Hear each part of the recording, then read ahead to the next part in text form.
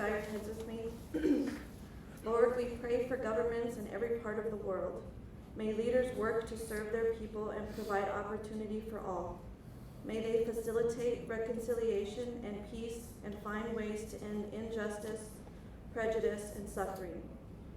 Lord, we pray for those leaders currently serving, that they rise above all and have an open mind and heart to do what is right and just for all that they serve. Lord, we pray for those that may come to serve others, that may be new to government, that they also rise above all and have an open mind and heart to do what is right and just for all that they serve.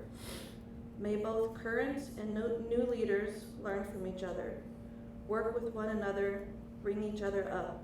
May both current and new leaders teach and lead those that they serve and may not serve. Lord, we pray that you watch over all that serve government. Amen. Amen.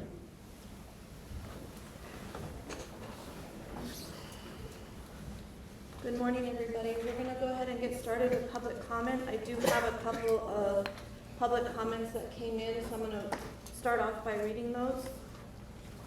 The first one is from Timothy Walterscheid. He says, I am writing this letter because I can't be present there today, but I wanted to give you my input. I heard nothing but bad input about the Otis gym. I do believe there are some people that have no interest in the gym and want to spend money building new things, which is okay. I do understand. The gym isn't an old building standing there. This building means a lot to me and a lot of people that grew up around here. My words, it is a landmark and to a lot of other people. Just look at the Facebook page on it. I do not know a lot of people can tell the good times that are spent there. I am opposed to tearing that is my input it down. I think there should be a town hall meeting to get input on it. Just a few weeks ago, I took a tour through the building to check it out. It did look much different to me. I do believe if it would have been taken care of in the past, it would have been in a lot better shape today. Will the new building be taken better care of? That is my input, Timothy. And I have one more. It's from William James Walterscheid. He states, Commissioners, I will not be able to come in person to the June 4th Commission meeting. I have a prior commitment as a poll worker at the Loving Voting Convenience Center. I have learned a lot more about the conditions of both buildings at Otis Community Center in conversations with Commissioner Carlson, Trent Moore, and Jason Burns. I have never seen the report before from the contractor EMG and Dude Solutions, who Brian Stevens had hired in 2018 to evaluate the condition of the county buildings. By April 2019, when the first report was made to the commission, I was off commission. I was unaware of any plans to tear the gym down until I got a notification of an Otis gym demolition invitation to bid. Several interested Otis area citizens and I met with Commissioner Carlson and Jason Burns at the Otis gym for a tour on May 24th. The gym looks about the same as when I had seen it last in 2006. It didn't appear to be in a condition which warranted tearing it down. The interior walls and floor looked a little rough. In a telephone conversation with Trent Moore on May 29th, he painted a much grimmer picture, informing me of the poor condition of the roof and the mold from water leakage, damage in the transition between the bathrooms and the main gym, which sounds like the hallway outside the two bathrooms. The bathrooms are in good condition, like new. Also, it sounded like the pier and beam foundation may need repairs or upgraded. There is another issue which involves building a $600,000 splash pad somewhere on the Otis Community Center property. Most of the people I talk to shake their head and wonder, will people actually use it enough to justify it? How can a splash pad cost $600,000? I thought it was a decimal point mistake when I first read about it in commission meeting minutes. No one has really asked Otis area citizens for their input on the future of the center. I would ask again the commission to set a date to have a town hall at the Otis Community Center to discuss the future of the center and gather public input before making any decisions. James Walterscheid. So with that, I'll go ahead and open it up to the audience if there's any public comment.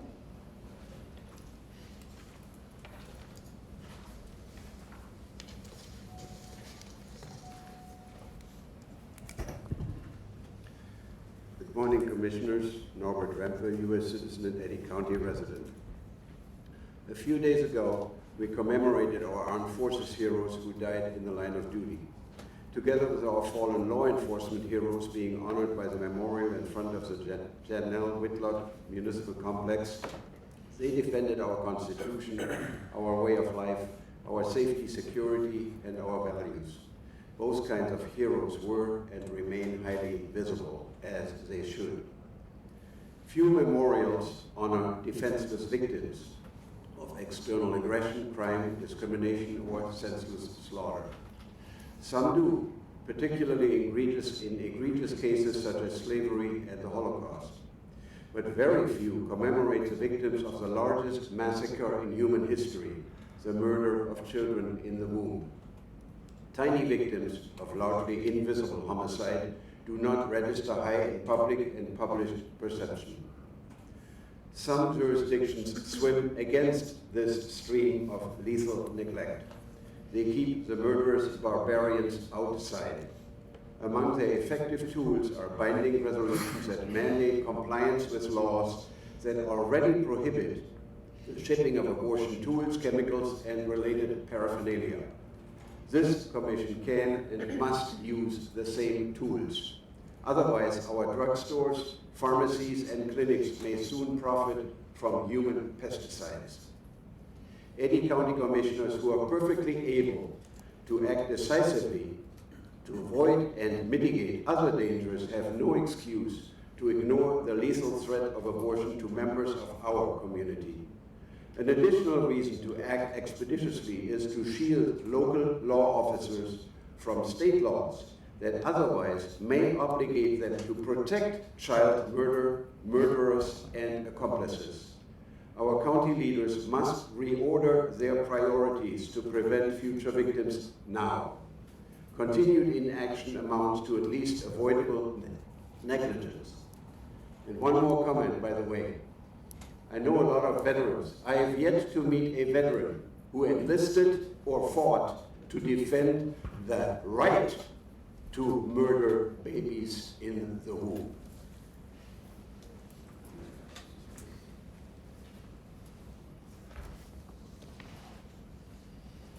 Is there any other public comment?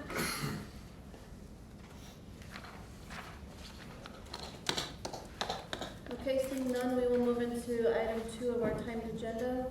We have a public hearing, O-24-135, ordinance granting a non-exclusive franchise to New Mexico Gas Company, Incorporated, a New Mexico corporation and public utility by Eddy County, New Mexico. Mr. McCroskey? And before we get started, we'll go ahead and have our chairman open them. I'll look for a motion to open a public hearing regarding O-24-135, ordinance granting a non-exclusive franchise to New Mexico Gas Company Incorporated. So moved. Second. A motion and a second, please call for the vote. Bowman? Yes. Cordova? Yes. Carlson? Yes. Beard? Yes. Henry? Yes. Good morning, Mr. Chairman, Commissioners. This is, again, like we said, franchise agreement with New Mexico Gas Company, following up, finishing up, hopefully in the near future, the rest of the franchise agreements we have with the utilities throughout the county. This one was not included with the last group of franchise agreements, as I started conversation with New Mexico Gas Company in January during the legislative conference, and they did ask and request some changes to the ordinance. Cass and myself discussed the changes with the company. The two major things that they wanted, they had an ordinance that they were using with other entities. It's a little shorter than the ordinance we had, condensed it down into about 6 pages. They requested that if everything was in order, that we use that so that they had the same ordinance across all different government agencies. And the other change was that they requested, and were fairly adamant about it being a 25-year franchise agreement instead of the 10. Cass and myself discussed it, didn't find any problem with allowing the 25-year on the franchise with them. That is up to the commission, whether you want to do the 25 or less. All of these used to be 25-year franchises. When did it change? You said it used to. Probably when Alan Sargent became county manager, he wanted to shorten them, so they were all shortened to like 10 years, just so they were brought back. But you had the gas company, electric companies, those major utilities, they were typically 25-year franchises. We have a lot more. We have a brand new one that's getting ready that approached Steve just recently about getting a franchise in a water co-op. And the one of the older ones was TDS. Yeah. The original Cablevision, when we first got Cablevision 40 years, 30 years ago, theirs was a 25-year. And that's the one, those are the two remaining that Right, need to be correct. finished up.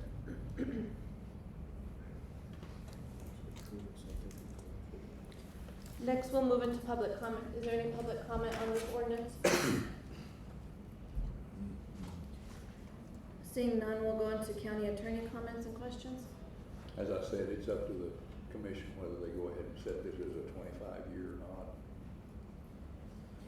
The terms that were changed were not major changes from our existing, the other 8 that we've already passed. They just wanted some uniformity with what they have in the state. The one thing, there's not a signature page attached to this, but there's statements in there that within 30 days they will file the acceptance letter. So that's one of the difference in the number of pages that's throughout the ordinance.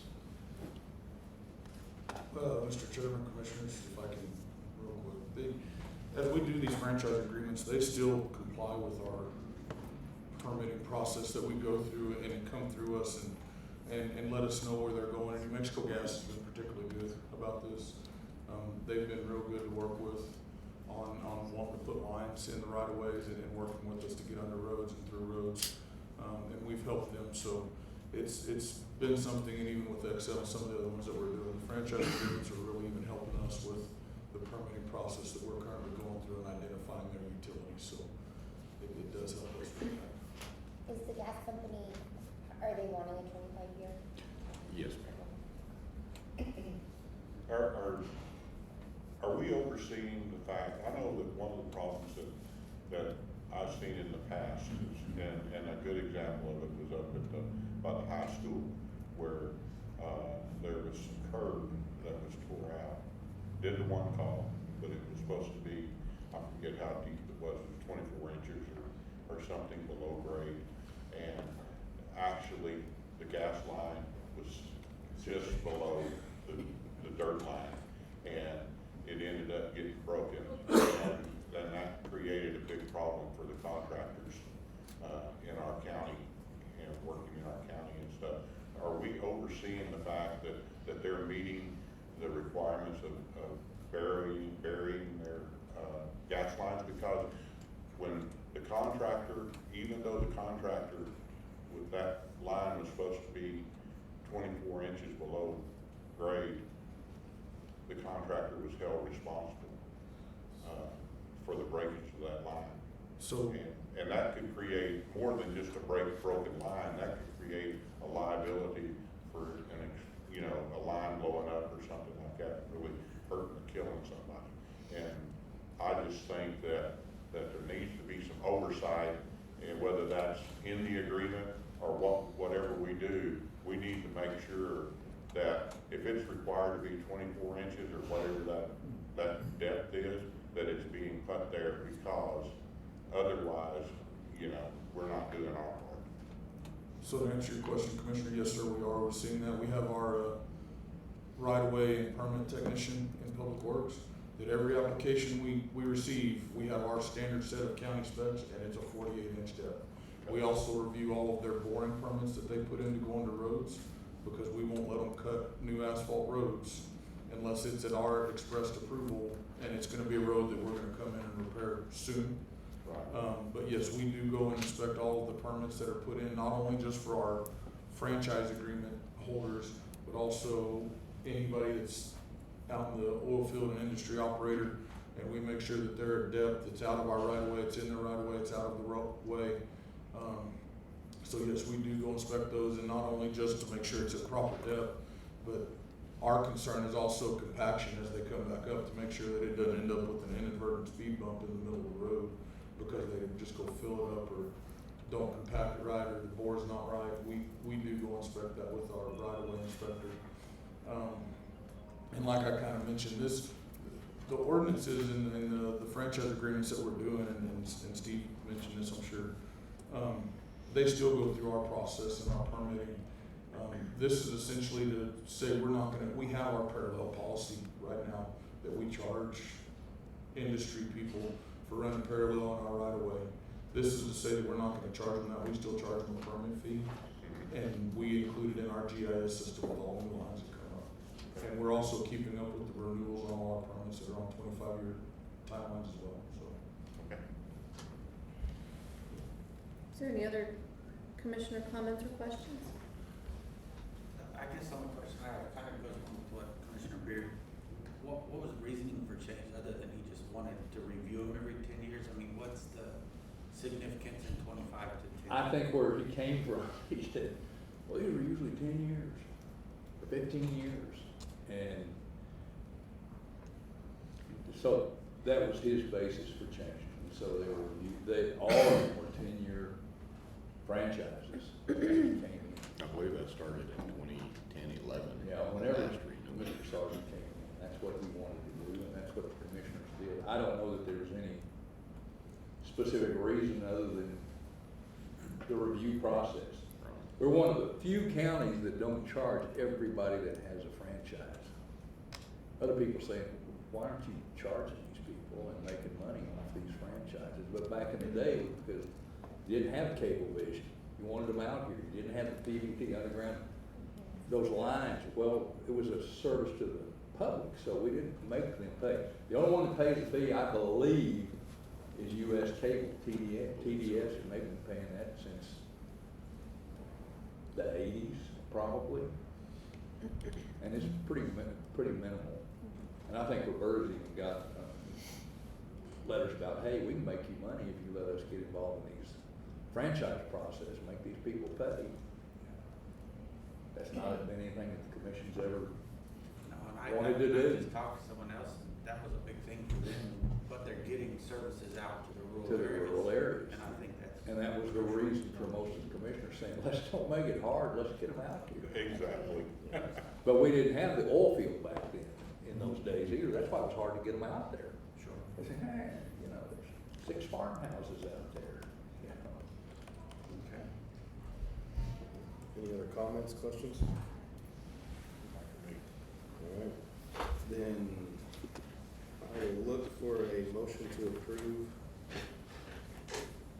ordinance O-24-135. I'll make the motion. Second. A motion is second, please call for the vote. Bowen, Yes. Cordova, Yes. Carlson, Yes. Beard, Yes. Henry. Yes.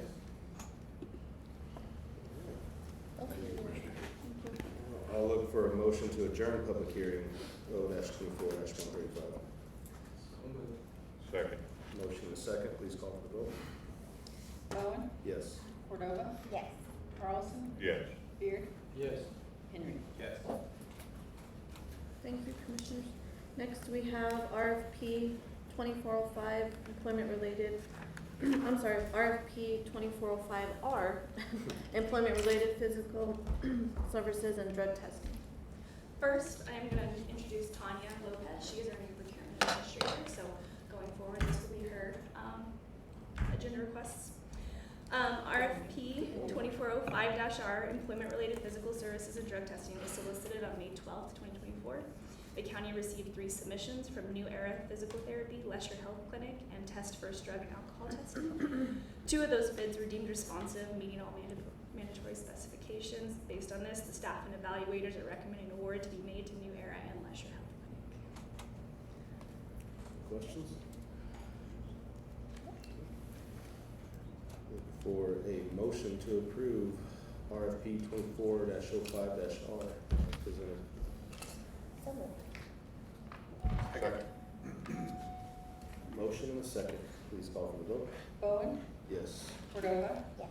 Carlson, Yes. Beard, Yes. Henry.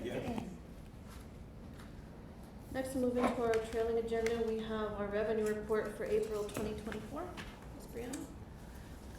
For April, our gross receipts for the month came in at 5.6 million. That's a 10.5 million year-to-date increase over prior year, about a 23% increase for the year over year. Oil and gas receipts came in at 7.1 million. 7 million of that was related to production based on the January production, which was 24.2 million barrels at $72 per barrel.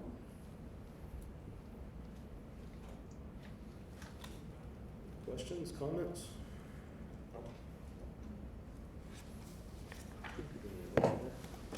For a motion to approve the revenue report for April 2024. So moved. Second. Motion and a second. Please call for the vote. Bowen, Yes. Cordova, Yes. Carlson, Yes. Beard, Yes. Henry. Yes. Next, we have budget versus actual April revenue and expenses. Okay. Budgeted revenue for the full year is 262 million. Actual revenue through April is 349 million. We're at 133% collected with 2 months still left to go in the fiscal year.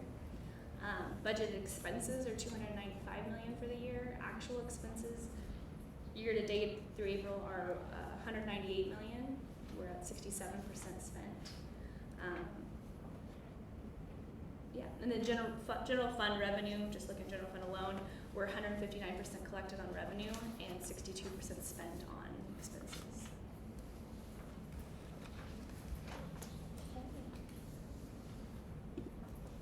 Questions? No? For a motion to approve the budget versus actuals, April revenue and expenses. So moved. Second. Motion and a second. Please call for the vote. Bowen, Yes. Cordova, Carlson, Yes. Beard, Yes. Henry. Yes. Thank you. Next, we have information regarding our annual site inspection of the Eddy County Detention Center by the Eddy County Board of County Commissioners. Morning. Good morning, everybody. Morning. This is just a quick synopsis of the tour with a little bit of a breakdown of some of the conversations that we had. So it's a yearly event that we have, and then we're adding in a follow-up document.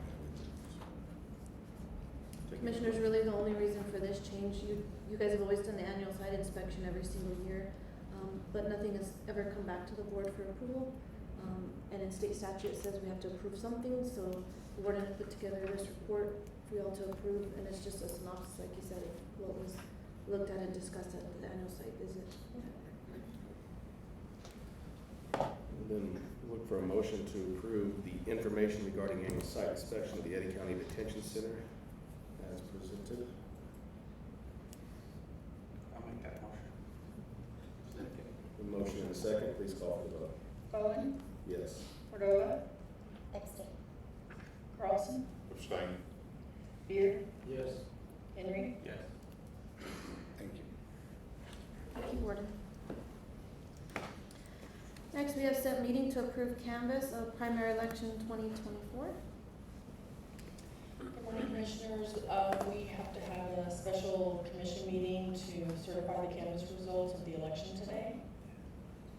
So 26 and 10 days after the election, so sometime next week. So anywhere from the 10th to the 14th of next week. Yeah. Is there something that works best for everybody next week? Well, I'm gonna be gone for Tuesday, so I won't be back until Wednesday. I could do Monday or probably Friday morning. Whatever works.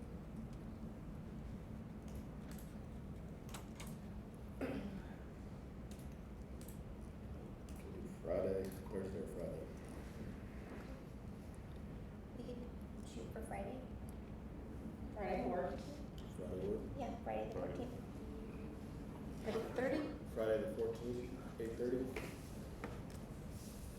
Thank you. If we can just get a motion for that, please. I will make the motion to approve the primary election results 2024. Second. Motion and a second, please call for the vote. Bowen, Yes. Cordova, Yes. Carlson, Yes. Beard, Yes. Henry. Thank you.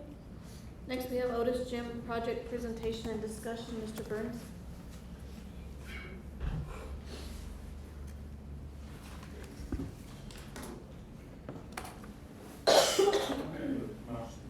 It's right there. Oh, perfect, sorry. Mr. Chairman, Commissioners, one of the projects that had been brought before you previously was the Otis Gym. So we have prepared a small presentation that we'll run through real quick, and then we'll stand for discussion. So, our current Otis Gym, our location is out at the intersection of Smedley and Grandy off of the Pecos Highway. It's between Carlsbad and Loving, about 3 or 4 miles south of Carlsbad.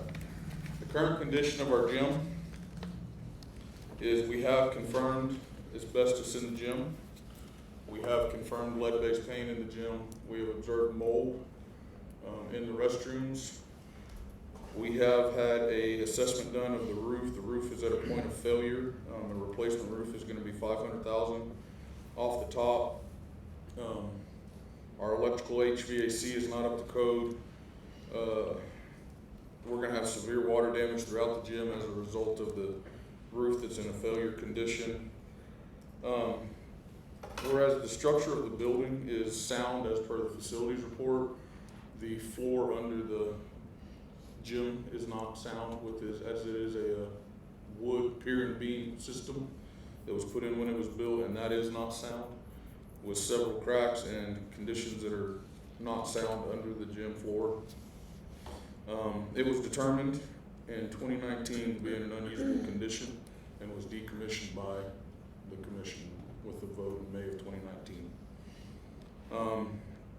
With that, the county crews have done a great job of improving our grounds and the maintenance out there. It's looking really nice out there. The community center is in good condition, usable condition, as it's currently being used right now for a voting center. There are improvements planned for the property with the splash pad and kind of like I mentioned, the existing grounds are in good conditions for gatherings and meetings, and it leaves for the opportunity for future development. County personnel have had 2 assessments done over the recent years. The first was an evaluation in 2018, and as you can see for the community center and the gym, at the time in 2018, the immediate need for the facade, roofing, interiors, electrical was about $681,000, $82,000, with other repairs going over the years. If we scroll down and look at the 2023 evaluation, it substantially increased. We then came to a FCI score of 123,000, which, just to reiterate, I know we've talked FCI scores. 123%. 123%, there you go. What I said points? 1,000. Thousands. We're in the thousands here. We know it's bad, but not that bad. It's not that bad. A few decimal points. So to reiterate what our facility condition index is essentially that's your cost of repairs divided by your cost to replace. And essentially where we've come to is our cost to repair this thing costs more than it does to replace it. And that's why you're over 100%. You want a low FCI score, not a high one. So that's where this is at a system failure condition. Our renovation cost, based off of our last 23 evaluation, was about $3.8 million, with a $4 million includes a 2-year escalation from 2023. So we're currently sitting at about $4 million for everything, including the roof, the repairs. The building replacement cost is about $2.3 million. And that's as it sits for what it currently is. We did confirm these costs through a local general contractor. We did get quotes that are current and confirm these costs to be in the ballpark. we could still use the restrooms, right? I mean, cause they look in pretty good condition. So, yes, hold on, let me get down here. Let me get down here to the discussion part, sir. You're messing up my flow. Sorry.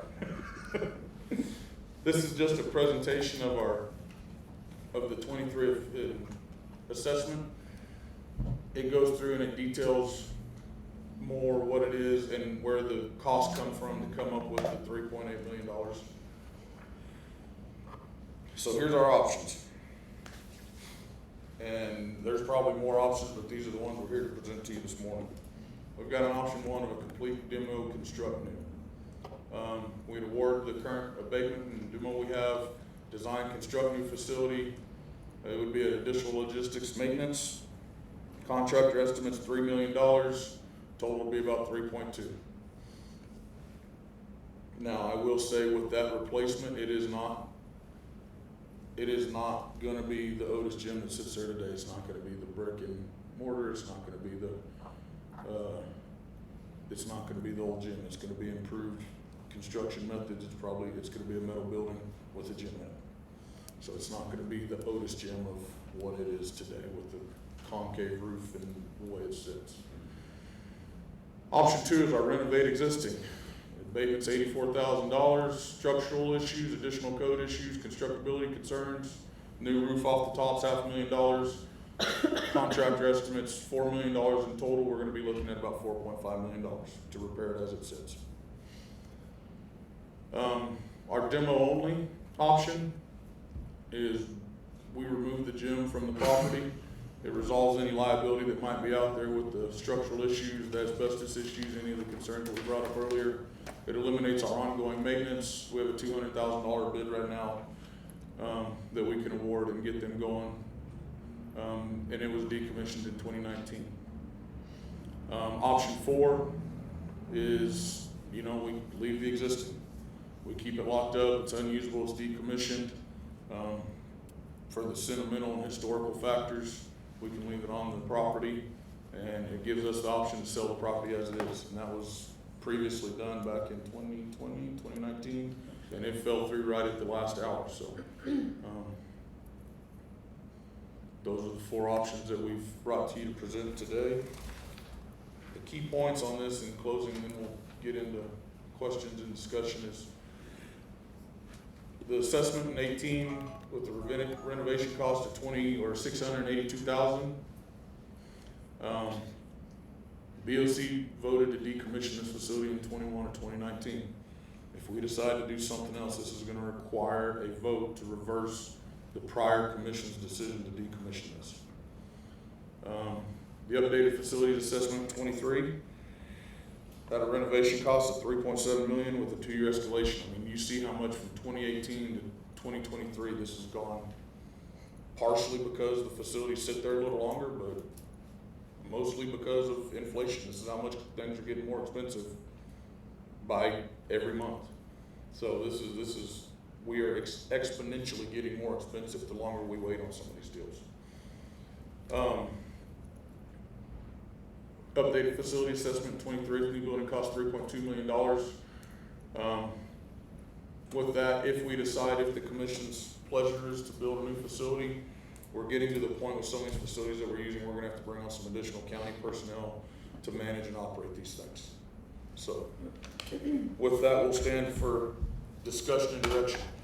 So yes, the plumbing in the bathrooms seems to be in working order.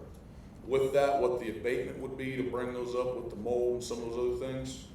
But there is no asbestos in There's, they've been at. to our current knowledge, there's no asbestos in the bathrooms. We would have to have those tested to confirm that. So the bathrooms have not been tested? Not for asbestos. But they were put on way After the fact, Prior yes. to this being decommissioned, how many people were using it? It was, from my understanding, it was rarely used. And when it was used, this has been locked down and Ernie could probably tell us a little better. The gym has not been in use. And actually, when we went and met with former Commissioner Walter Scheid and his cousin, He had told us the last time this facility was used was for a public meeting for the fire department or something 15 years ago. So we're looking at spending 3.2 or $4.5 million to tear down and build or renovate a building that doesn't serve much purpose, is what I'm getting from this. Well, I understand people's feelings and sentiments, but this is a lot I of money understand a lot of money, but whatever. But to entertain who? Well, that's what I was gonna tell you, is before that, it was used on a lot of weekends and stuff, and they had community dances, and they had, a lot of dances and stuff out there. Birthday parties. But if it wasn't used, if it hadn't been used in 15 years prior to it being decommissioned, it doesn't seem like we're. That wasn't the case. What's the case is that he was saying that meeting was held. That doesn't mean that there weren't ever other events. So that was my question. Yes, there were other events being held out there. All the time there were weddings, that they used the gym for weddings, they used the gym for dances, they used the gym for all sorts. Well, at one time, they were using the gym floor as a roller rink. They would have skating parties and stuff out there, and they would use it for that. We actually had a Eddy County employee Christmas party there one year. So it's not that it wasn't being used, it was just that one meeting was at a certain time that James brought up. But it was being used regularly for different functions. It's been needing a lot of work for a long time. Yeah. And the people that grew up in Otis don't want to see that thing knocked down. I can feel Ernie's pain. I mean, it's a very popular building. You know, Well, if it wasn't being used, I'd say yeah, but it's like the Eddy County Sheriff's Posse or the facility up in Artesia. They, you have different deals where there's barrel races and those are the same things that were going on at the Otis Gym, because if you live in that area, there's really not a meeting place or a gathering place other than the Otis Gym. What happens at the community center? Because we've upgraded that, we've done a lot of fixes there, so what happens at all these meetings and birthday parties and all these things? What happens at the community center? They rent out the community center from time to time. There has been less usage since COVID. When COVID kind of came up, the facilities and everything saw reduced usage in all of our facilities. The community center is still in good condition. So it's not used as much as it was. That's not to say that if we didn't build a new facility, that it wouldn't be used more, but that's kind of that's the gamble we're taking here. Is it worth the investment of $4 million for a maybe? There's some of these other things that we talked about, the sheriff's posse, the event center, the fairgrounds, that we know are gonna get used. And I'm not saying that this won't. More than likely, it'll be a nice facility by the time we get done. We're looking at doing a splash pad. I mean, we can improve this and make it nice. Can I ask about Maybe. this? Aren't we getting like state funding for the splash pad? Yes, we are. We were confirmed for capital outlay money for the splash pad. So that is in the planning phases right now. It'll be soon. I was gonna say, I don't see a lot of support for the splash pad. We could table that money and put it into the renovation. Well, I don't think you can. Yeah, you can't, no. Yeah, the scope was wrote on that. The way that have to work is we would have to give back the existing capital outlay money and go reapply for new funding for it and try to consider, yeah. Here's my deal. If you're gonna build the splash pad out there, it's gonna bring people to that. And it's going to make it more presentable or more fun if we put some swings and slides and stuff like that out there. Then people are going to have birthday parties and stuff, and it's gonna be a very well-used facility. And there is an awful lot of growth going in that direction. Oh, you can just drive out there, I mean, there's new subdivisions going up all the time. What about the community center? Can that be used for like? Well, the trouble with the community center, have you ever been in it? It's been a long time. The, since I've the been room is about this size, maybe not even this size. So, It's a I little don't know bit what you're gonna have in it if it isn't a meeting. We have that's one of our polling sites, is the community center. Yeah. But it's not a big room. So if I may, And one of the things I'd like to see is if we do redo it, build a new one, I think that would be the direction to go. But there's historical stuff like the basketball floor that's in there. That floor was probably put down at the turn of the century of the 1900s. And that would be a neat deal as a historical value to bring the floor as we take it up, put it back in and use. So I would like to add a comment to that. If you're talking about us renovating and repairing the existing floor or removing it and replacing the existing floor, that renovation cost is gonna go up probably substantially. It's just. Now, could we put in a new one that looks like the old one? Yes, we could. But when we start talking historical preservation, yeah.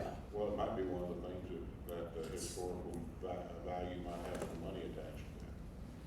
I think if we're gonna make it a community center, I'd do it just like every other basketball community center and put in a sport floor, because then if you're gonna use it for dances and everything else, wood floors are a horrible floor to have. Yes, they are. Thank you. Because you're just gonna get destroyed. So if we're gonna, I don't know, I just remember, and I'm trying to remember more. And understand that with your direction, if the direction is to rebuild this, it is not going to be the existing Otis Gym. No. We are going to go out and tear it down and build a new one that is going to be a metal building with a floor and new bathrooms and make it something that's not high maintenance cost. That the entire point of building a new one is to spend the investment up front to lower our maintenance costs for the next 50 years. So that's the goal here, is not to spend money just to have to continue to spend money on maintenance. Well, and I agree with that. Mr. Chair. But I think that it's important to have Yes, sir. something there. Sheriff? Commissioner Carlson, what I've seen done in the past in gyms Uh-huh. like that is they'll take a piece of they'll take a section of it Mhm. and frame it and put it on the wall as a historical piece. I've seen that in several That'd be a gyms. neat. We can do that. And that would be a perfect solution, I would think. Yeah, I think that would be a great deal. I just want to save some of the old history there. And maybe that is take a section of it and put it on the wall or You see that in a lot of We gyms. can do that. They tear down. So what I was saying a second ago is, I'm trying to remember all the discussions we've had since I've been on the commission, and I know Otis Gym has come up a ton with problems. Not necessarily because the gym was a problem, but all the parties that we're talking about supposedly that happened. I think we had quite a few issues out there. And this is from commissioners that had more history than I did telling me. So I think we've had a significant amount of things happen out there. I don't remember, I'm sure we decommissioned it because of the exact same reason. At that time, we didn't have the money to renovate it. Now we're talking about 4 million, 3 million, doesn't matter, millions or millions to build it. I'm curious, you know, you're right by Loving. I know they've got gyms. Like what are we truly trying to gain is what I'm trying to get on. $3 million to gain a gym, is that something they're truly looking for, or are they looking for a place to go have a dance? Those are two different things, and those costs can become very different very quickly. I'm struggling with it because since I've been on the commission, I think, correct me if I'm wrong, Cass, but since I've been on the commission, I think we've been trying to get this to someone else's hands who want to do all these wonderful things out there. That nobody's wanted it. You know, the schools gave it to us when. Oh, gosh. Do you have some comment? So, yes, thank you. So to provide a little bit more context, back in 2018, when the original facility assessment was done, not only on Otis, but on other buildings, that's kind of what sparked the conversation about the poor condition of the Otis Community Center and the Otis Gym, along with other facilities. At the same time, in 2019, and you know this because I know you for a fact you were on there, Ernie was on commission, it was discussed about trying to get rid of several properties within the county due to liability issues mainly, but because of also the condition that they were in, right? And to dump the money into them compared to getting rid of them and having someone else taking care of them. So that was sparked the conversation of decommissioning the gym itself. And that decision was made on a 4-1 vote. Commissioner Carlson was the only one who voted against that at that time.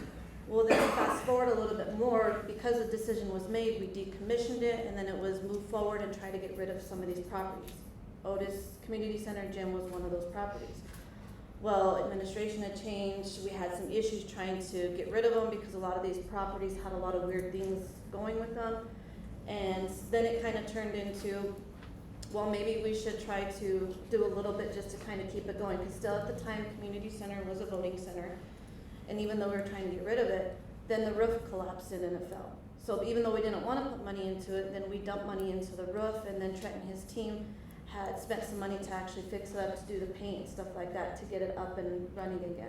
At the same time, him and his team did a lot of the groundwork to make it, like Jason had said, really nice out there for people to actually come and stuff, but the gym at the time was still decommissioned. Also then we had the 2023 assessment, which also, that basically just confirmed what we knew back in 2018. Now we're just looking at 4 times the cost to do what if we wanted to do back in 2018. So now kind of as time has evolved, it went from trying to get rid of it to saying, okay, maybe we should kind of keep it, and if we're gonna keep it, let's put a little bit of money into it. That's kind of where the splash pad came along. And so it was the idea to not only do the upkeep of the grounds and the community center so people can still utilize it, we could still rent it out, to fix up the basketball courts, to do the splash pad and stuff like that. But the gym was still kind of set aside separately because it was still decommissioned. I think kind of along the lines of Commissioner Henry, maybe I'm putting words in his mouth, so I shouldn't even say that. But the way I look at this is we're looking at dumping a considerable amount of money into a place that could be used by less than a fraction of a percent of the population of Eddy County. And in doing so, up front, there's money, and then there's money in perpetuity after that will have to go for maintenance and upkeep of this. And I am willing to say that it will be less than a fraction of a percent that would use this on a regular basis or at all. That's my take on this. And I think I'm willing to, I would like to go look at this community center, see the work that's been done, understand where the splash pad is gonna go. I would like to understand what Commissioner just said. What percentage is gonna use this? I understand the historical value, and I can tell you Cottonwood Gym in Artesia, I'm sure has historical value. My friend owns it. It's a cool gym, but it's in the private sector, so obviously that doesn't have anything to do with us, but some of these old gyms are awesome. I'd love to own an old gym someday, just to play, but I don't know what to do with them, because I get it. My wife's family is, they're on 3rd, 4th generation in Otis, and so I get the significance of the gym. I'm not downplaying that. I think I'm struggling to formulate an idea on $3 million, $4 million to renovate the structure that I don't know how much we're using, I guess is where I'm gonna get to. And what is it going to bring to the community? And I think those are things I'd like to understand more. It's been decommissioned since 2019, so for 5 years, it obviously hasn't made a massive impact on the community. I'm interested on what does that mean, I guess. And it's a growing commercial, industrial, and agricultural area. Here's the problem, guys, or the way I see the problem. We're talking about spending $600,000 on a splash pad. if we're saying that nobody's gonna utilize it, because that's what we're saying, then we're wasting $600,000. We ought to just send it back to the state. Because if the splash pad's gonna be utilized and drawn, then so will the new facility that we put there. Well, I think to Roberta's point, I think the idea behind the splash pad apparently was put a splash pad next to a community center that we just upgraded. So there is gonna be use there. We're asking, what is the use of the gym? We're not abandoning the community center too. And I don't know that we're abandoning the gym, but what is that gonna look like? If you're using the splash pad because you're having a party in the community center, I don't know. They don't have parties in the community center. Why? Well, nobody utilizes, it's small, Commissioner. The trouble is with the community center, it's not that big. Have you been there? No, that's what I'm saying. I'd like to go. Well, we need to, maybe we do need to have that town hall meeting so that everybody can look at that. I don't know about a town hall, but I think going and having a tour of the facility would be a great idea. And I think I know a few meetings ago, I suggested we need to go look at it. We need to go for ourselves. So we need to just schedule it. We need to go take a look at it. And I think that would bring more insight into what decisions we need to make. Because you're not gonna create, by having the splash pad out there, you're not gonna create utilization of the community center that we have there. It's too small. The only thing that's gonna draw is if we have a gym and stuff there, that as the kids and stuff come use the splash pad, because that's who's gonna use the splash pad. If we're gonna have that draw, then we'll have utilization of the new facility. I can only speak, I've only been here since 2014, and been renting it out, that facility, since then, and even prior to me. And I could probably count on one hand the times the Otis gym was used, but the community center we ran up on a regular basis, the community center. On the grounds out there, set aside from the gym and the community center, if you haven't been up there, there's a really nice picnic area that you can hang out. There's walking areas, sidewalk areas. There is a basketball court with the intention to actually fix that up so people could use it. And then of course there's a big field area now that the grass is actually in better condition, that it could be used for a baseball field as well too. So there are other things out there as well too. I did take a drive just like 2 or 3 weeks ago out there, and the grounds look much nicer. It's very nice. So, where I stand on this is I want to go see it. I want to see like where things are going to be laid out. I don't like the thought of making a decision having not seen inside the building first. So that's where I stand on it. Well, I think what you just said, I'd be interested in that. We should have some history on how often it was rented and used, and I'd be curious on that over the last, 5, whatever the number that is, prior to us decommissioning. What was it used for? And see how it impacted. But I agree with the commissioner. And I think today's just discussion anyways, but I would like to understand what it is and what exactly we're doing. Again, I get the historical piece. I love old gyms. I think they're awesome. But also, we have to be prudent with what we're doing. It is historic, and I think we need to do something with it, sort of bulldoze. I'm kind of in favor of, I'm with Ernie, the number 2, some fashion of restoration to the thing. I think if it was restored and opened up and there was some public access, I think the use might come back. But, I know too many of those people up there to sit here and say, let's tear it down and start over, because I've got to live with it, so. I'm there by that gym every day. We have property in the yard there. I'm with the people that are advocating for it, literally every day. So I'm with you, but I also look at it from a county perspective, not from a small portion of it. I think the other one we could try to get some insight on how they handled it is weed. Weed gym, I don't know when they gave it, I don't know how it it was the schools, and then I think they gave it to Wheat. Same type of town, it's a really small town. I don't know who maintains that, if Wheat has some sort of deal, or if the county does it, or how, or schools do it. I don't know who maintains that gym, but that's another one that has a small population around it. It's a historic gym. I was just in it a couple weeks ago. I don't know who maintains it, but maybe that's another one to look at. It's close to understand.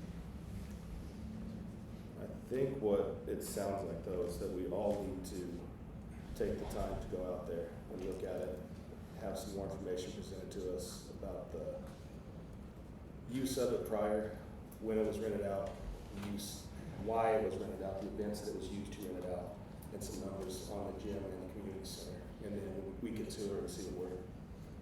We could not necessarily town hall, but a date and time. Yeah. Let's see who does show up to support the thing, see if they draw a crowd. So work for you. And if we need a town, so yeah. but- Oh, I'm all about, I mean, I agree with what John said, and what Sarah said. I don't think that it's fair to have a vote without people going out to look at it. And if we can get, you know, if the community wants to show up and look at it with us, I mean, that's what we're all about anyway, community involvement.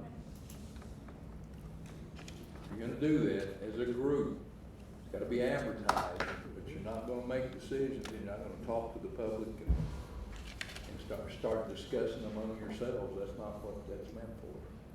Yeah, I would like to just have like Trent, Jason, Roberta, Cass, all of us go and take a look. That way we can ask those questions and get that input back. So, Commissioner, you're saying a tour, but you got two here saying we wanna advertise it to the public. What are we doing here? Well, if we do it, That it was has one to of be our comments advertised, today. there's gonna be a forum there. Our public comments was to have, community involvement. And so, I mean, advertising's not that big a deal, is it? No. So. That's what I'm why saying, if you not? guys wanna Why have a not? tour, we just have to submit a quorum, that's all we have to do. Why If not you let wanna the have a formal community town hall meeting, get that's a involved little and see what we're talking about and stuff. Just based off experience on the last town halls, there's not much involvement. We have no interaction. We have no. But we- I'm not necessarily wanting to call it a town hall deal, just publish the fact that the commissioners are gonna go out and tour that. Okay. Clarify. But to your point, if the public. No, if you're gonna have a quorum, we've gotta advertise. Oh, When it's you're gonna be there and what you're We'd doing. have to have that anyway, wouldn't we? But you're not gonna have a meeting where you guys all discuss what you're gonna do. That's not what you're there for. No, that's not what And so we're it shouldn't gonna be a town hall to the point where you're trying to make a decision while you're there. No. We're not It's gonna just to, So let's set up a meeting to tour the Otis Gym, have the information on the rent usage of it prior to how far back we want to look. well, it's been commissioned for 5 years. Well, decommissioned it We in can- 2019. We could technically only look back to 2014, that's when our financial system transferred over, and that's what we can So go back to. that's 5 years prior. Other than of that, it it's gonna be being- word of mouth, and I don't Right, know. so 5 years prior to being decommissioned, so look back 10 years, that's good. Notice of quorum. Do you guys wanna make a motion to set a date and a time to tour the Otis? Yep. And in that motion, if, I guess that would make the assumption you would wanna table this until you guys do the tour. Well, Gonna say let's do it right after the canvassing, but you're not here. I'm sorry, I couldn't hear. I said maybe after canvassing, but Maybe you after won't be here canvassing. after the canvas meeting on Well- Friday. Well, he's back on Wednesday. On June 14th, after the meeting? That's the 14th. Yeah. What if we just do it then? yeah, We're all here anyway, so. okay. And the 13th, is it the 14th? The 14th on Friday, we're gonna have the canvas meeting, and then right after, we'll go ahead and advertise for a meeting, or a tour out there. Okay, So I'm good with that. set that, We'll just set it at 9 o'clock, cause I don't think. Yeah, because they- the canvas will only take a couple of minutes. Okay, so then I will look for a motion to have a So moved. meeting. On the 14th to go see the. Do we need to table this Just a first? tour. Well, Tour of no, the This Okay. wasn't, it wasn't necessarily an action item, it says presentation, discussion, so this is your decision, you're gonna make a motion to go out and look at it. Make a motion to have a tour on June 14th at 9 a.m. Of the Otis Gym, along with the presentation of the information that has been requested, and to table item number 5 on the challenge. Motion in a second, please call the vote. Bowman, Yes. Cordova, Yes. Carlson, Yes. Beard, Yes. Henry. Yes. Thank you, Commissioners. Next, we have our resolution and agreement consent agenda. I do have one item that I need to pull. I need to pull item A 2487. This item will just need to be pulled until I can have a meeting with Changing Lives Coalition.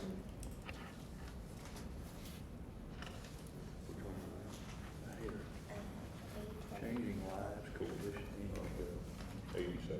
87. 23. Yeah.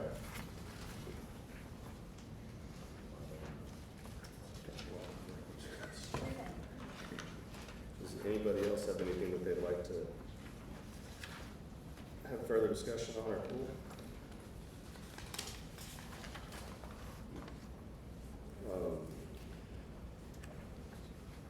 I would like to look at item A 24-84, professional service agreement with Village Dwelling. Question on that.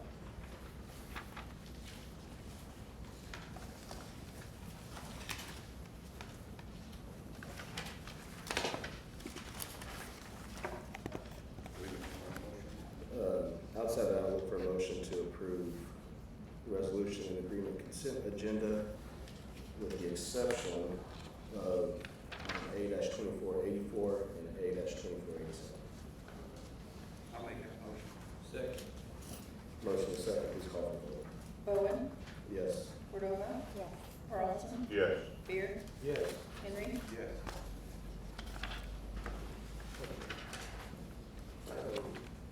A 2484,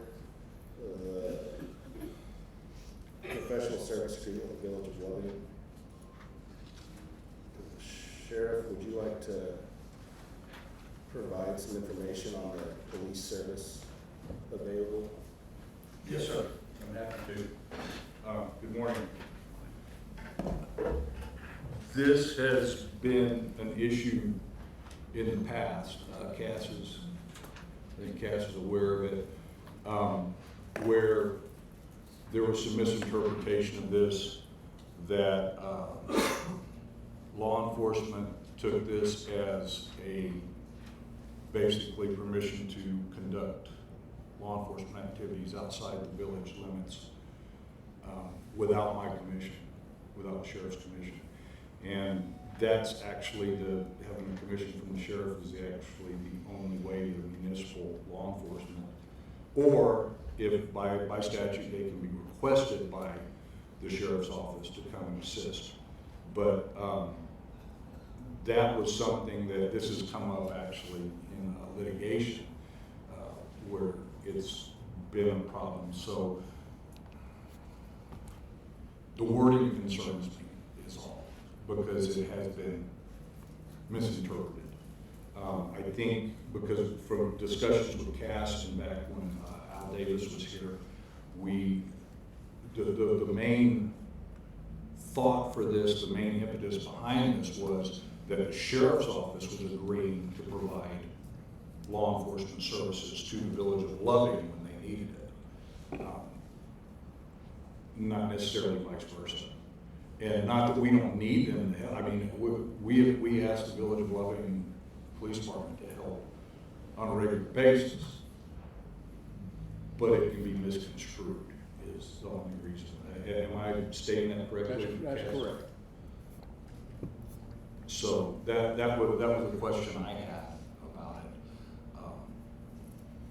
So, so I'm understanding correctly, it's been because of the way that this has been presented, it has been viewed as the Village of Loving's jurisdiction goes beyond the Village of Loving, or they help beyond the Village of Loving. Yes, and honestly, it's not needed, it's not necessary to even have that in writing anywhere because it's already in statute. Where we can call, law enforcement can call for help and say, hey, we need you to come out here and help us. And believe it or not, there's actually a statute so that they don't even arrest people for it. We can call anybody to help us. And that statute's been there forever, as far as I know. So, I don't know. We can narrow that language to where that, not outside the jurisdiction of the Village of Loving, without your the sheriff's express authorization, because that's what you're concerned about, is that number one, correct, and number two, provide police service to the extent available or on an as-needed basis. That's yours to them, but this is Loving being given money for services they're going to provide the county. Yeah. And Because we that's discussed the this. village is not doing that, you know. Yeah, and I mean, it's not necessary, honestly. We've got, it's not necessary. We can take those provisions out of there, I mean, if we need to. We do have fire services that's in the village, and actually operates their fire department. They are the fire department for the village of Loving. I guess I would ask, this would be all the city minus Hope, because Hope, well, I guess Hope even has a They have police a police department so, as well. I mean. RTG can't come outside the city and start chasing Yeah. criminals So out it's of the the exact county. same That's for, the sheriff's job. yeah, it's the same for everybody, but the sheriff can act inside the city limits of everybody. So it's language, I get it, so it's language is private necessary because It it's is. already in place Yeah. how it operates. And we don't wanna confuse how operations should happen. So is that, am I getting this correctly? I think it just muddies the water, and it leaves us open to issues that Cass Yeah. and I have had to deal with in the past. We need to clean up however it works. We can, how do you want it cleaned up? You wanna just take that out of there about the police? I don't think it's necessary, Cass, honestly, because it is in statute that fresh pursuit, that's covered. That's true. That's covered in state law as well. You can pursue outside your jurisdiction if it's fresh pursuit. But Sheriff, do you want it in here that says we're paying you this, county giving you this amount of money because one of the things you're agreeing to do is provide police service to the extent available or on an as-needed basis? I don't see that it's necessary, Okay. Cass. I honestly don't, because we're going to assist How about the other way around? the village police, and the village police will assist us when we ask them to.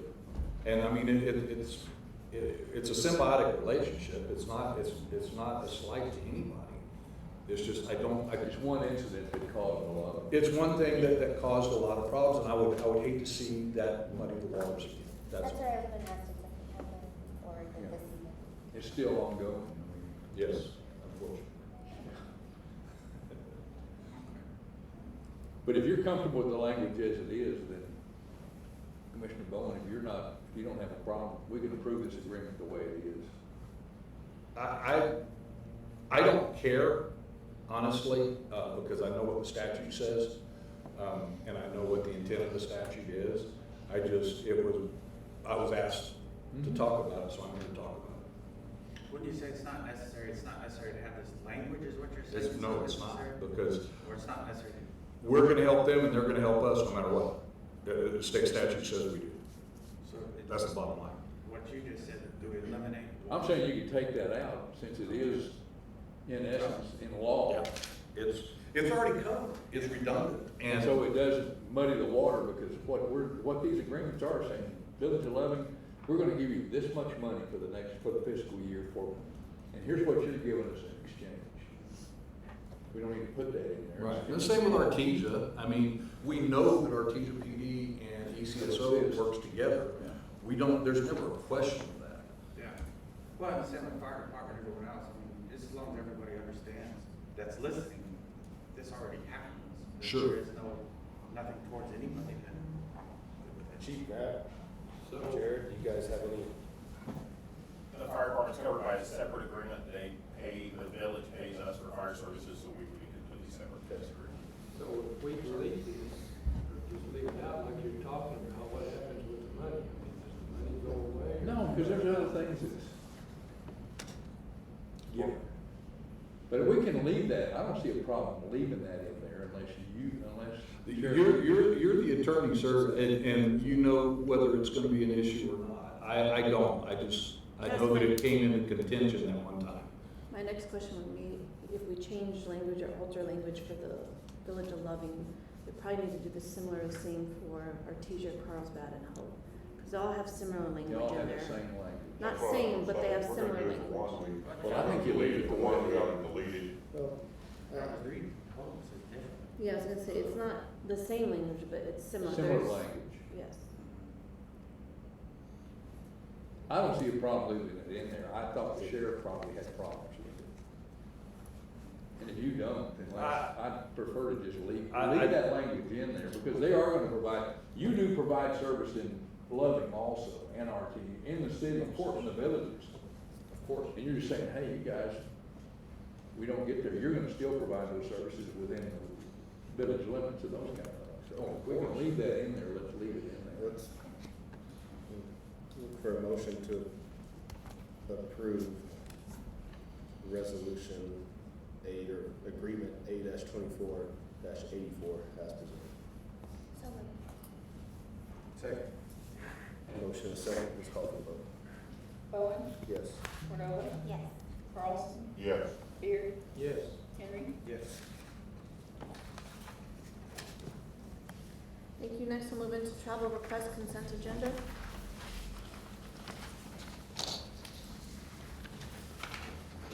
For a motion to approve the travel request consent agenda as presented. So moved. Second. Motion and second, please call for the vote. Bowen, Yes. Cordova, Yes. Carlson, Yes. Beard, Yes. Henry. Yes. Thank you. We do not have any emergency business today. We do not have any legislative comments, announcements, or updates. Elected official department comments, announcements.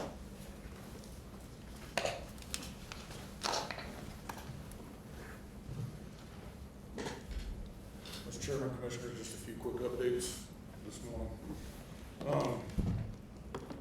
Crews are mobilizing this morning and yesterday afternoon to the Corrales intersection. We have the electric crews that are gonna bore the highway and start working on that. And we're hoping in the next couple of weeks that we'll start the paving on that. The first thing that we're also gonna do is we're gonna set up the detour that's gonna go down Commerce. So we've coordinated this with the city and, we'll have all the traffic control in place to get this done and hopefully improve that intersection and be able to get the trucks on and off of it. We've sat there and watched several incidents where trucks have had issues getting on and off the west bypass. So we're gonna improve this intersection and hopefully have that done here soon. But they are starting on that, and we'll get the PSA out from the contractor today with the contact information for that. The other thing I'd like to go ahead and point out is we are starting work. We've had several calls over the last week and concerns about Longhorn Road. We understand the condition of it. We sent our blade down there. We had some industry support on that to kind of get it to a condition to get us to July 1st to be able to start the big overhaul project on that.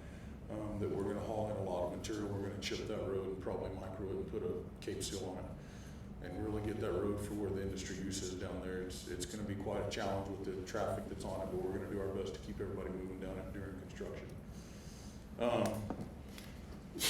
The other thing, that we've recently done, we put a PSA out last week. We just recently finished our, relocated convenience station in Artesia. We constructed a new one at our yard over there and expanded it and moved it from a convenience station that we couldn't really get around in, and we've got 8, 9 cans in there that people can actually get in, move around. It's an expanded deal, so it'll be better there at our yard.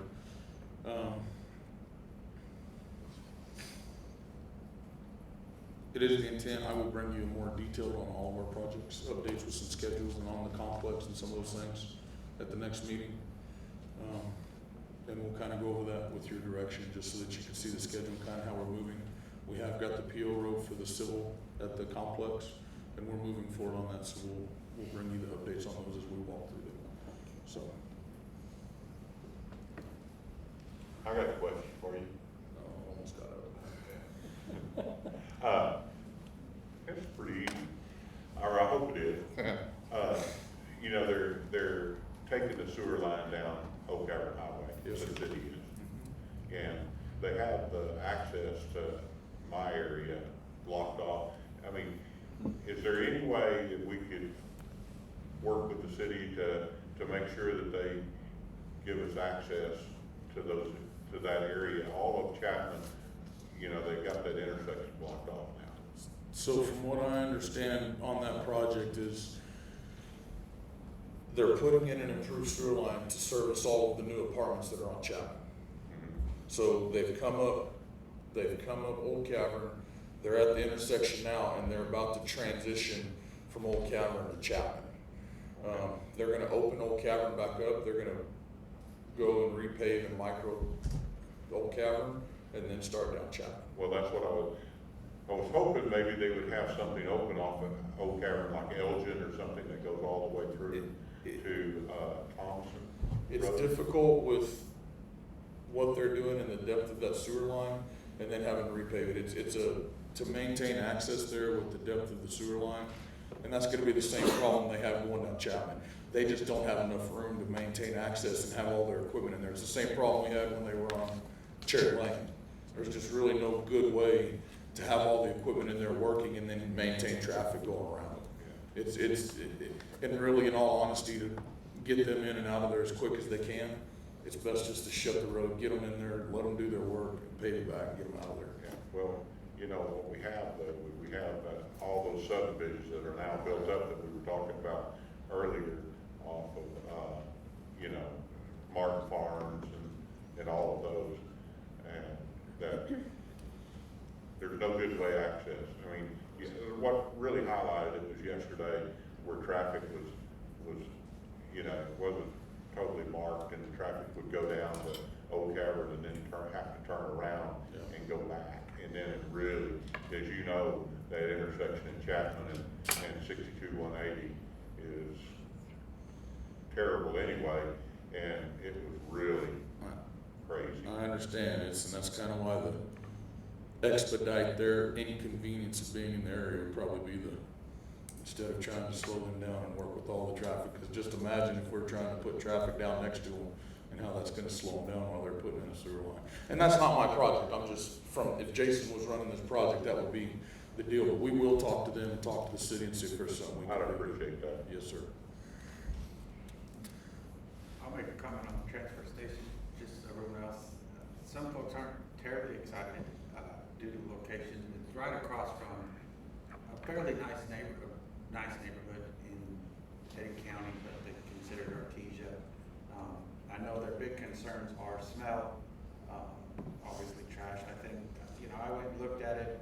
You actually made the fence twice as high at least, and so I would just say, you know, that's something we need to be cognizant of. Is there's some neighborhoods that are fairly upset that it is right across the street from them. Where is it? Right by We utilize some of our land at our yard in Artesia. So we made the fence twice as high to mitigate wind. That's what we see when we have our convenience stations, is when people come and dump trash. When the wind blows, it blows over the fence. So we do a 12-foot high fence with barbed wire on the top, not to keep people out, but to catch trash that's blowing over. So that's the point of the fence. As far as the snow goes, we have some really good crews. Our schedules are where we keep our cans ran every day. The only day that they really kind of maybe fill up is Sunday afternoon, and by mid-morning Monday they're empty. And that's not just in Artesia, that's in all of our convenience stations. I know we've heard the concerns, but we really don't have the smell anywhere else, at least as from what we've had reports. I mean, even where it previously was on Fairgrounds, there were neighbors right next to it, and we never got the complaints of smell. but we will do our best to keep those empty, and that was the intent, is to make it bigger, because there was an issue at the fairgrounds station of people being able to get in, move around, and get out. So we needed to find a location that we could expand that convenience station so that folks can get in there, use it, and be able to have some access and egress. And then we also needed to raise the fences. We didn't have high fences at fairgrounds. And we'd actually, with some of our bad windstorms here recently, had gotten complaints and had to send county crews out to pick up trash that blew up into the neighbors. So that was the point of the high fence. So. And I mean, because the other question I was asked quite a bit is why did we just expand the fairground? I think the county made every attempt to do that, and they were willing to help us get that expansion that we needed. So for those that asked that question, that's the answer I got, and that's correct. Thank you, Commissioner.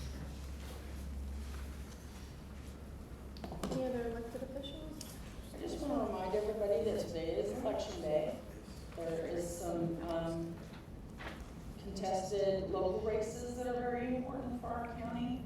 Polls are going to be open until 7 p.m. I would also like to give a shout out to my staff, because I've been sick for 2 weeks and they stepped up and it was nice. I also gave it to Tammy, so luckily we're both doing better. And anyway, we have an awesome staff. We're very blessed. I am just coming up to give a quick update on the junior bill money, as it's coming to June 30th when some of it expires. So we had one junior bill for services for sexual assault survivors. $75,000 was awarded. We have about $4,600 left remaining, which should cover the next invoice that'll come in to finish that out. The ballistic resistant safety gear for the sheriff's office, $250K was awarded. We have about $26,000 remaining that should be received an invoice before the end of the month. I'll stay in touch with AED Dugas to make sure we can stay on top of that one. The ballistic shields for the sheriff, $75K was awarded. That's fully spent and been reimbursed. The vehicles for the sheriff's office, $100K was awarded. We have about $6,300 remaining, which is going to get closed out this week. Fire department equipment, $200K was awarded, and that's been fully spent and reimbursed. So junior bill should hopefully stay under control. The capital outlay, which this really isn't due this June, it still has another year, but just for an update, the fire prevention trailer is fully spent and reimbursed. And then the Happy Valley Park improvement, we have about $110K remaining to be spent by June 30th of next year, but it should be done by the end of this year. Thank you. Thank you. So to expand on that, we're very grateful at the Sheriff's Office for the junior money that we received from our state legislature. That's not possible without the relationships that we have and that y'all support. That's a really big deal that we can talk to these folks and they say, yeah, we see what you need. Additionally, this is a first for us. U.S. Senator Ben Ray Lujan is putting an appropriation before the federal committee for it's a rapid DNA system that we're looking to get up and going. The Senatorists have been very, very instrumental in helping us with that. And that can help us solve cases very quickly utilizing DNA recognition. And so I do want to thank Senator Lujan publicly. He stepped up and saw a need for this. But Lieutenant Amy Dugas, of course, is the boots on the ground with this, as with all of our grants, and she did a great job. So I just want y'all to know that we expect to see that. We expect to see that happen. We're very confident about it. The NMC annual conference is coming up the week of the 18th this month, a couple of weeks away. Here, well, it's not here, in San Miguel County, Las Vegas, New Mexico. I'll hand the gavel over as president. I'll hand it over to Annie Hoagland from Curry County. She's the clerk there, and she's gonna take over as president. We have some really cool things set up, so if y'all can make it, even for a little while, it's gonna be a really good conference. A lot of information is gonna be shared, a lot of networking. So, and in final, today is obviously primary. Get out and vote. There should be no reason that anybody in Eddy County has any doubt about the voting process here. Our clerks are sterling reputation. There's no problem with voting here in Eddy County, and hopefully we can get some numbers out better than we have in the past. We in Lee County kind of stunk it up here lately. So I encourage everybody to get out and vote. Make these ladies work. Make these ladies and their staff work. And we'll be working with them to make sure that ballots get delivered properly from Artesia to Carlsbad. Anyway, that's my report. Thank y'all. Unless you have any questions, thank you, Chair. I also forgot to mention that we will have live results starting at 7 p.m. on our county website. I only do a final upload into the state system after all the results are in. They don't like that, but one year they doubled our numbers. It was before my time, so it's been over 17 years, but still we're a little leery on that, so we're doing it. Nice. So our county website, Carol and her staff will be there in the office, and we'll be plugging in the results as they come in. Thank you. And feel free to call me if anybody has any questions. I will.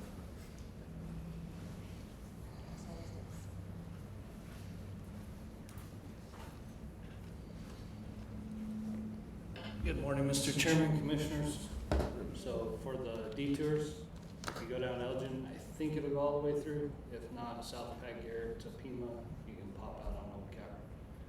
And then you can get Well, Ferris or whatever back off the side street. can you get down Old Cavern to Elgin? No, Elgin to Old Cavern is still closed. Yeah. So I encountered that yesterday morning, so they extended my drive to the office. So just a couple of updates. The weight room at the fire admin is open to county employees. We sent out an email. They have to go up to the safety department, fill out the rule form, come out, get a key fob, take a tour, go through all the pre-walkthrough orientation, and then they're free to use that. So that is a new asset to all the employees that we worked hard with Roberta on to get moving. So both new ambulances are in service on Memorial Day weekend. On the Saturday, we had a fire at City Wolf Falls. Obviously, the wind was gusting, I would say upwards of 60 to 80 miles an hour sometimes back there. So we kept it isolated to 1.6 acres. U.S. Forest Service, along with their severity crews from BLM, were in the Carlsbad area, and they had one crew up in Queens, so they got there shortly after us. We were able to keep it isolated and get it contained. So it appeared it started from a campfire. So again, we just encourage all the citizens, if there is a burn ban or a high fire watch, please use caution when you're burning in the open like that. Just a quick update on May 8th. We had a meeting with a group up in Queen at the fire station. Miss Debbie Hughes organized it. We had 19 people show up and complete applications to volunteer. So since then, we've held 2 additional trainings. The first training we had 12 attend, the second training we had 20 attend. So what they got was LZ helicopter training, and then they got CPR training. So we're just working them through the process. They have another meeting, I believe, this week to start doing their ICS training. So we're just kind of taking it in chunks. If it all works out well and we can get enough fully certified firefighters up there, we will come back and reapproach, re-recognizing that fire station with the state. So right now, everything's looking good. They seem to be super interested. So the wildland fire links that Commissioner Henry brought up last meeting, one is Watch Duty, and that is an app that you can get on your phone. It's called Watch Duty Wildfire Maps and Alerts. Not one I was aware of. Deputy Chief Zuniga had seen it on Facebook, tried it. He said anytime that we call and report a fire to the state and they update that, it'll send you an alert. So just kind of looking at it, you can pick multiple areas. Another good website is called INCIWeb. It's INCIWEB.wildfire.gov. You can go there and see every fire that's in the country. You just click on the little flame and it'll give you all the details on the fire. So, quick update from New Mexico Do It. The Carlsbad East site, which is out off 31, is up and live now. And then the Living Desert site on Sea Hill is live. All of our equipment is in our towers. They're doing some setup stuff. They're trying to get some stuff tied in Rita, so we'll start our testing phase on the new radio system because we did a coverage guarantee in our contract. So we're looking, I would say, November, December-ish of actually transitioning over to the new system. So in the meantime, we're working with the other agencies. We've built our code plugs, everything that needed to be done. We'll obviously have to come in and flash all the radios again to get them all on the 700 system. So that project is finally nearing a completion. I think we've only been going for about 7 years.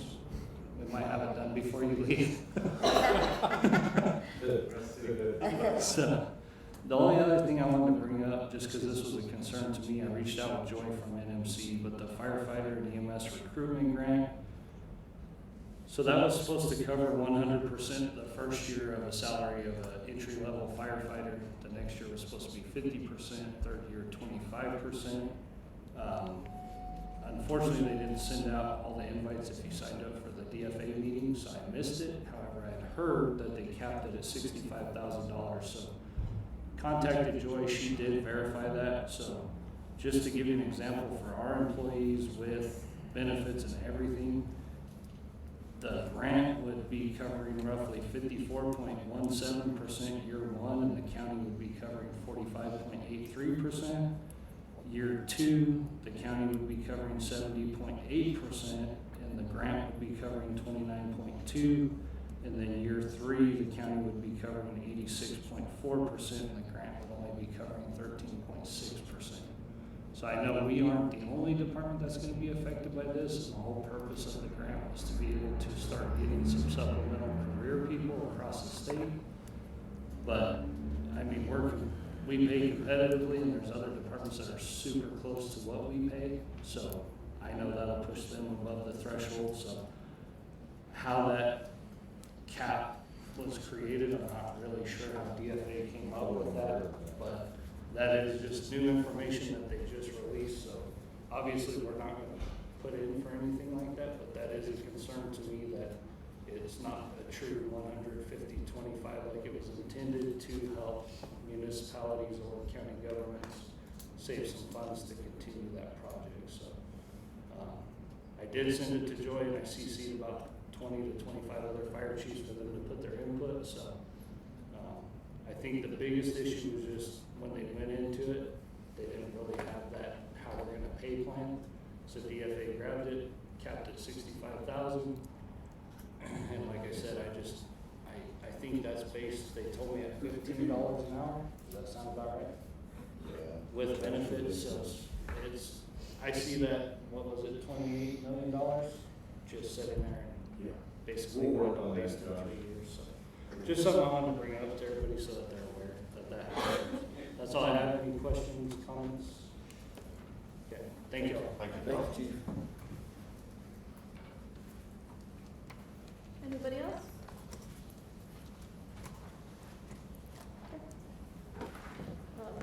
I just have a few things, like everyone else said, I just want to reiterate, it's voting day today, so get out there and vote, make your vote count. I attended my first DWI Advisory Council meeting. I saw Deborah had stepped out. Really interesting, although it was a short meeting, it was very interesting, and I'm excited to be a part of that board and see all the good things that Deborah and all her staff are doing. So, Legislative Finance Committee, they're going to be coming here to Carlsbad June 11th through the 13th. So once I do get some final information, I'll pass it along to commissioners with the details. Myself, along with a few other staff members and possibly one other commissioner, is going to be attending a WHIP tour June 13th on Thursday. So excited for that. And lastly, Josh didn't mention, but I just want to kind of give him some kudos. He's going to be attending a fire chief conference in Colorado. There was only 50 people picked, and he was one of them. So good job to Josh, and hopefully he learns a lot at that conference. So that's all I have. Pass it off to you, Chairman. Commissioner Beard? I don't have much to say. I kind of like the way this is going with the Otis Gym. This has been, I know Ernie's had a lot of calls, I've had a lot of calls, there's a lot of interest in that. I can see both sides of the issue, I really can. Then I do look at all of those millions of dollars sitting up there that are just kind of hanging out, so that kind of tells you what I'm doing. With that, Mr. Henry? Oh, let me thank everybody in Eddy County. I always say this, but I mean, this is one well-oiled machine, this county is. We get a lot done that does not get done in a lot of other parts of the state, so thank everybody that works for the county. You're doing a great job out there. I'll be real quick. I attended a housing summit last week, I think it was, within the last couple of weeks. Something really interesting Lee County is doing. Lee County is putting $21 million into the city for housing, to help with different housing things. So Tatum, Jow, Arlington, Eunice, and Hobbs, of course.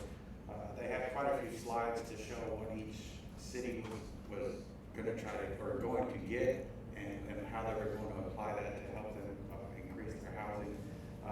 Contacted Roberta that day. I know she's already reached out to Lee County to try to help understand how the plan works. But to me, I think utilizing county money to inject into our cities to try to create housing is a really brilliant idea. Sitting through that, he had a lot of great points. Obviously, most of the folks that are going to work in our industry live in this communities, and so if we could somehow help our communities get that housing that we need, because this is an issue not for just Eddy, not Lee. I mean, it's Otero. You talk to a county in the state of New Mexico, or probably across the country, and probably one of their biggest hiccups at the moment is housing. Housing, and I would call it, I don't like the word affordable anymore, because then it gets really confused on what we're talking about. I think it's a market rate housing. How do we get housing within the market that helps our first responders, helps our jails, helps our county employees, that teachers. I mean, there's so many ways that we could try to help and to bring in that workforce that we're so desperate for, and all those industries are crucial.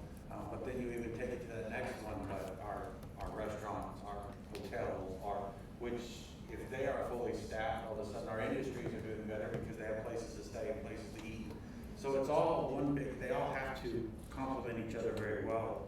I was super interested in that. I would love to see some sort of plan if we could utilize what Lee County was doing, of injecting some of that. I would take it further and say I would split it, do two different things. I would like to see a possibility of a housing injection, but then an economic impact injection. How could we help some of our cities affect their economy by, is it old buildings that they're trying to deal with? Is it almost a grant? I don't know what else we would call it, or how we would look at it, or what to do. But I think it would be interesting to figure out how do we get our cities help to get some of these things that they're trying to tackle, to help them get attacked. So something I'd be interested in. Hopefully we'll get some information on that. I'd like to see that and see how we can do that. The other thing, I'll make it quick, and I know Jason and I have been working on this for over 2 years now, but the light at Mill Road, I know we had another accident, I think today, was at 13, so right in that same area. It's just, everybody in this room is in the same boat. I'm sick and tired of seeing accidents that, I'm not gonna say are preventable because of a light, but a light could also help a great deal. And so, still high up on that. I would love to see where that's going and how we can get that done, because 1326, I know we're putting lights in down there, I think that'll help. Those aren't stoplights, but lights on those two intersections. But then a stoplight at Mill Road at least would be a huge help on that side of the town. So, and then go vote. Everyone else is gonna say it, but go vote, come on. I mean, our turnouts have been terrible. You've gotta go vote, and I think what the sheriff said, I've reiterated it as well. We got one of the best clerks, not just to build it up, but to build it up. I mean, I honestly, truly believe it. I mean, I think the way y'all operate here and the way we do business is top notch. And so folks in Eddy County should have 100% confidence in their vote. But your vote doesn't count, you don't go cast it. So, go cast the vote and it'll count, and get your voice heard. Commissioner Carlson? I don't have anything to say other than, either be in the ball game or be in the dugout. Everybody get out and vote. Like it. Well, again, want to thank Kara and her staff. I mean, you're here from 6 until probably very late in the evening tonight, and we just appreciate it. And I agree that anybody that wants to talk negatively about the voting system, you're discrediting the hard work of our employees, and I really value that. So thank you so much. I'm very interested in what you said about housing. Several years ago, when County Manager Davis was here, we had a presentation about housing. I don't know if you guys remember that. And I can't remember the specifics, but it was very detrimental for our local economy. And just coming from a behavioral health perspective, lack of housing or poor housing is one of the biggest factors in mental health struggles that I encounter and talk to and try to work through with patients. So I think anything we can do to make it more feasible to purchase a home or have a safe living space, it's going to definitely work in all of our favors. I think crime goes down, violence goes down, drug use goes down. So I would be very interested in that and supportive of something like that. So just please share that information with us. And otherwise, like Mr. Beard, thank you everybody for all the work that you're doing on behalf of our community. It's greatly appreciated. So thank you. Real quick, on the Otis Gym, I know that I'm always the naysayer on all these things and giving counterpoints to everything. And I promise I'm not that much of a negative person. I just like to look at things from a different perspective, look at things from the perspective of what's best for the county, not just the most vocal group. So we'll move on from that. Today is election day. Everybody get out and vote, like everybody else has said. Our county clerk is exceptional. Should have no fear in casting your vote. And more than just getting out and vote, talk to your friends, talk to your family, talk to your relatives, talk to your neighbors. Encourage them to vote. If you know somebody that can't make it to the polls, offer a ride, get people out to vote. Let's try to actually get voting numbers up so we can have an accurate representation of how we feel in our part of the world for the elected officials. And lastly, I'd like to thank Chief Mack for setting up the meetings with the Queen Fire Department, the volunteers to help with that. I think that that's been very well received, and it's something that I've received a lot of calls and a lot of compliments on. So thank you guys for doing that. That's all I have. Good. We're done. Save that. Way before.